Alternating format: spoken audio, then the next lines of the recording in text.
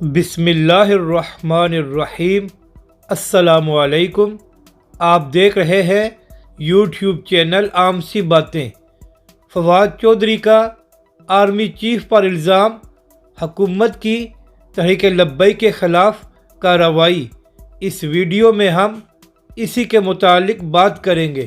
ناظرین کرام، ایک طرف عمران خان صاحب یہ کہہ رہے ہیں کہ کسی نے بھی پاک فوج کے خلاف بات نہیں کرنی، اور دوسری جانب پی ٹی آئی کے لوگ سوشل میڈیا پر آرمی چیف پر ابھی تک تنقید کر رہے ہیں۔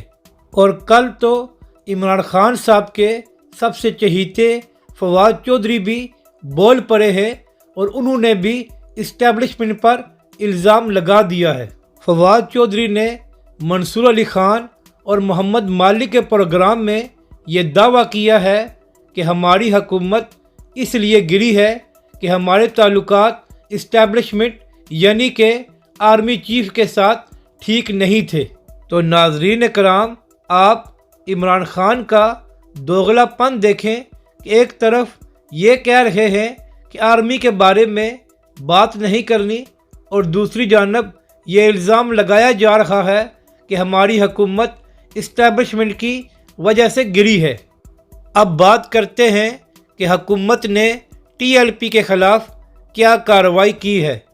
تو ناظرین کرام، جس طرح عمران خان کی حکومت ٹی ایل پی اور علامہ سعد حسین رضوی کی مقبولیت سے خوفزدہ تھی، اسی طرح شہباز شریف کی حکومت بھی تحریک لبیک کی عوامی مقبولیت سے خائف ہے، اور عمران خان کی طرح یہ حکومت بھی اوچھے ہتھ کنڈو سے باز نہیں آئی، اور کل تحریک لبیک پاکستان کے ٹویٹر کا مرکزی اکاؤنٹ ایک بار پھر سسپینڈ کر دیا گیا ہے۔ تو ناظرین کرام، آپ یہاں سے اندازہ لگائیں کہ یہ لوگ علامہ سعد حسین رضوی اور ٹی ایل پی سے کتنے خوفزدہ ہیں کہ ٹویٹر پر ان کا اکاؤنٹ بھی ان سے برداشت نہیں ہوتا۔